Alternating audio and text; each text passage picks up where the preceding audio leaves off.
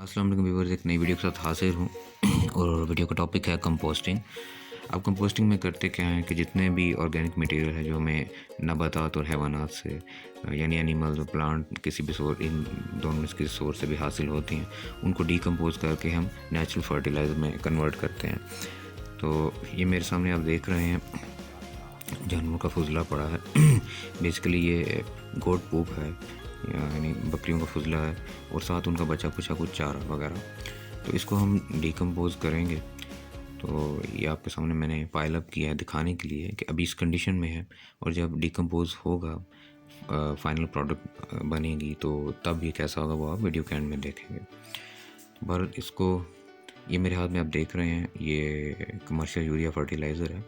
ये चंद दाने इसके ग्रैनुअल मैं इसमें यूज़ करूँगा, पानी के साथ पानी में मिक्स करूँगा इसको पुराने काले गुड़ के साथ, थोड़ी सी मिकदार मिलाएं, कह लीजिए कि 20 ग्राम 15 ग्राम पुराना गुड़ और 10-15 दाने इसके यूरिया ग्रैन्यूल्स के। तो उससे इसके अंदर जो बैक्टीरिया जो जनरेट होने का प्रोसेस है वो बहुत तेज़ हो जाएगा। इस सारे जो मटेरियल को हम बकेट में दोबारा डाल रहे हैं, और ये जो पानी का महलूल मैंने बनाया है पुराना गुड़ और यूरिया को मिलाकर इसके ऊपर डाल दूँगा।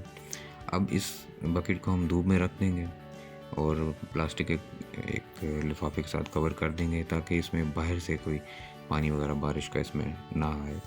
तो धूप में पड़ा रहने देंगे। ये देखिए सर्दियाँ हैं, धूप इतनी ज़्यादा नहीं, लेकिन फिर भी इसके अंदर जो मॉइस्चर है वो बुहारात बन के ऊपर उठ रहा है, और इसके ऊपर लिफाफे के ऊपर आप देख सकते हैं उसको। 3-4 दिन बाद इसको हम चेक करेंगे। तो ये जी 3-4 दिन बाद आप देख रहे हैं कोई खास इसमें चेंज नज़र नहीं आ रही। अब इसको ऐसे ही रहने देंगे, वो मज़ीद 5-6 दिन बाद चेक करेंगे। तो ये 5-6 दिन बाद इसको दोबारा चेक कर रहे हैं, तो इसमें काफ़ी लार्वा वगैरह पैदा हो चुके हैं, थोड़ा कलर चेंज हुआ है और कोई सिग्निफिकेंट चेंज नज़र नहीं फ़िलहाल आ रही, क्योंकि ज़्यादा टाइम हुआ नहीं है, सर्दियाँ हैं वैसे भी। तो इसकी सतह को थोड़ा सा जो नीचे वाली तह है या हवा का इतना गुज़र नहीं होता, हवा बहुत ज़रूरी है इसके डिकम्पोजिशन के लिए। बहरहाल इसको 4-5 दिन बाद दोबारा चेक करेंगे। अब टोटल 10-12 दिन तो हो ही चुके हैं। तो ये देखिए इसका वॉल्यूम भी कम हुआ है, कलर भी काफ़ी इसका डार्क हो चुका है। तो इसका मतलब ये हमारी कंपोस्ट सही बन रही है, प्रोसेस ठीक जा रहा है। तो अब इसको 10 दिन बाद दोबारा चेक करेंगे। तो जी अब 10 दिन तो हो ही चुके हैं मज़ीद, यानी ओवरऑल देखा जाए तो 3 हफ्ते हो चुके हैं। तो देख रहे हैं इसका वॉल्यूम तकरीबन आधा हो गया है, डार्क ब्राउन कलर है, तो डिकम्पोज अच्छे से हो रहा है। इसको मैंने बाहर निकाल के रखा है। इसकी नीचे वाली जो तह है उसमें मॉइस्चर ज़्यादा था, इसलिए मैंने ज़रा हवा में इसको रखा है कि नीचे भी हवा और ऑक्सीजन वगैरह गुज़र हो।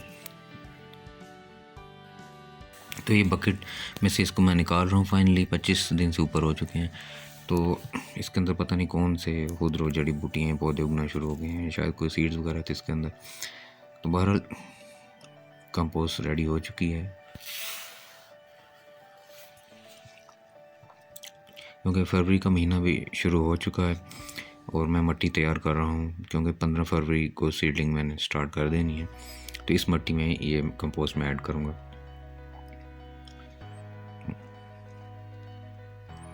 ये आपको नज़दीक से दिखा रहा हूँ। ये है जी हमारी कंपोस्ट रेडी है, रेडी टू यूज़। बहरहाल मेरी वीडियो पसंद आई है तो लाइक कर दीजिए, चैनल को सब्सक्राइब कर दीजिए। इंशाल्लाह एक नई वीडियो के साथ हाजिर होऊंगा, तब तक के लिए अल्लाह।